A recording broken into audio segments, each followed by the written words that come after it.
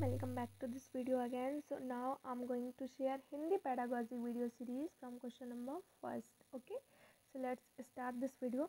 भाषा विकास के संबंध में कौन सा कथन सही नहीं है। एक और चीज़, इस क्वेश्चन में इस सीरीज़ में क्वेश्चन के साथ डायरेक्टली करेक्ट आंसर ही हम डिस्कस करने वाले हैं। तो आपसे ये पूछा जा रहा है कि कौन सा कथन सही नहीं है, तो उसके लिए तो हमें पहले सही कथन देखने ही पड़ेंगे।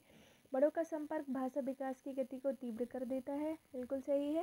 भाषा विकास व्यक्ति सापेक्ष है, ये भी सही है। प्रारंभिक भाषाई परिवेश की समृद्धता भाषाई विकास में सहायक होती है, ये भी सही है। तो गलत क्या है? भाषा विकास व्यक्ति निरपेक्ष है, बिल्कुल भी नहीं, व्यक्ति निरपेक्ष नहीं है भाषा। तो पहला ऑप्शन आपका यहाँ पर करेक्ट हो जाएगा, क्योंकि पूछा गया था कौन सा कथन सही नहीं है। कम टू नेक्स्ट, प्राथमिक स्तर पर एक भाषा शिक्षक से सर्वाधिक अपेक्षित है। मतलब जो शिक्षक भाषा पढ़ाता है उससे सबसे ज़्यादा अपेक्षा किस चीज़ की जाएगी?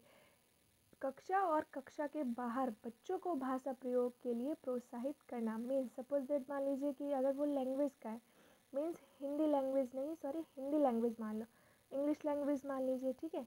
तो मोस्टली उन बच्चों जो टीचर हैं, उस सब्जेक्ट के टीचर हैं, लैंग्वेज टीचर हैं, तो वो ऑलवेज़ मोटिवेट करते हैं बच्चों को किस तरह से आपको इंग्लिश में कन्वर्सेशन करना है, इंग्लिश की राइटिंग, इंग्लिश की रीडिंग।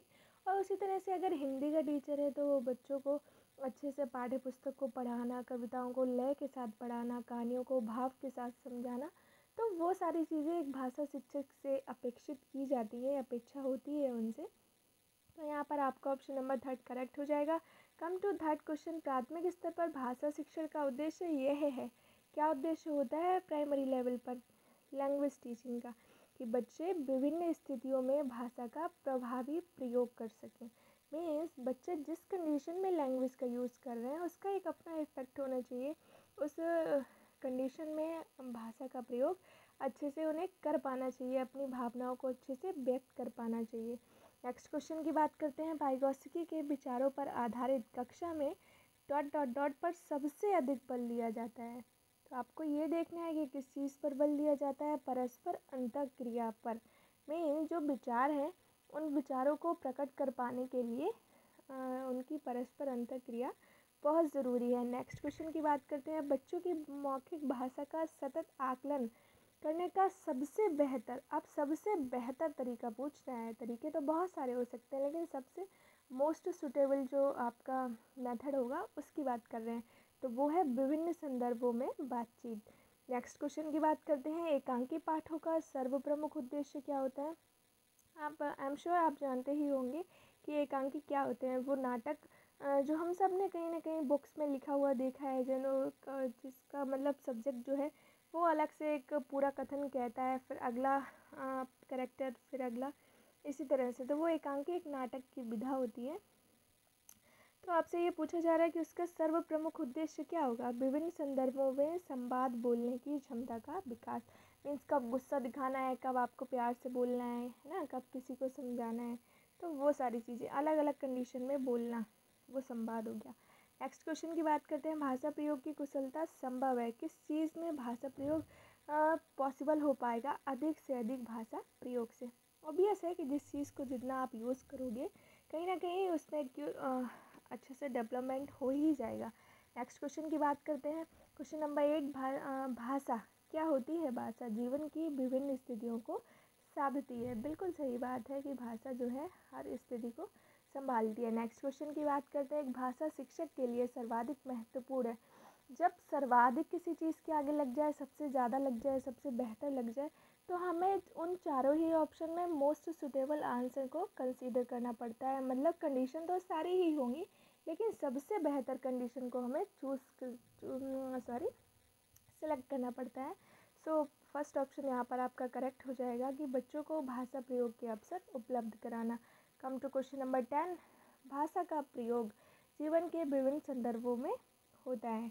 जैसे कि एक क्वेश्चन ऊपर आया था कि भाषा जीवन की विभिन्न स्थितियों को साधती है और भाषा का प्रयोग जीवन के विभिन्न संदर्भों में होता है। कहीं ना कहीं ये दोनों ही क्वेश्चन आपस में बहुत मैच करते हैं। आप उसे क्वेश्चन को मैच करके भी उसका जो प्रोसेस है, जो रेफरेंस है, वो आप आसानी से कंसीडर कर सकते हो। नेक्स्ट क्वेश्चन की बात करते हैं। भाषा स्वयं में क्या है? भाषा स्वयं में एक नियमबद्ध व्यवस्था है, ठीक है ना। नेक्स्ट क्वेश्चन, बच्चे अपने आसपास बोले जाने वाली भाषाओं को सुनकर स्वयं क्या करते हैं? बच्चे जब आसपास की भाषा और अलग अलग लैंग्वेज को सुनते हैं, भाषा के नियम नहीं बना सकते। देखिए, अपना लघु व्याकरण बना लेते हैं कि मैं जाता हूँ या मैं जाती हूँ, कैसे यूज़ करना है। भाषा के नियम नहीं बना सकते, ये बात सही है, क्योंकि नियम एक अलग चीज़ हो गई, उसका बोलना, समझना, पढ़ना सब एक अलग है। लेकिन नियमबद्ध व्यवस्था की बात की जाएगी तो वो पॉसिबल नहीं है। तो ऑप्शन सेकंड आपका यहाँ पर करेक्ट हो जाएगा। नेक्स्ट क्वेश्चन की बात करते हैं। भाषा एक ... विषय है। कैसा विषय है? भाषा व्यवहारिक है ना। And last question of today's video, भाषा की नियमबद्ध प्रकृति को पहचानने और उसका विश्लेषण करने में कौन सा बिंदु कम सहायक है? अब सबसे कम की बात की जा रही है, जैसे सर्वाधिक, सबसे बेहतर, सर्वाधिक या सबसे अच्छा ऑप्शन। तो अब सबसे कम की बात की जा रही है, तो वो ऑप्शन नंबर सेकंड करेक्ट हो जाएगा। विभिन्न विषयों से जुड़े पाठों को पढ़ने और चर्चा करने का अवसर देना। इसी के साथ हम आ गए इस वीडियो के एंड पे। मिलते हैं एक और नई वीडियो के साथ। Till then keep watching, keep learning, see you in the next video.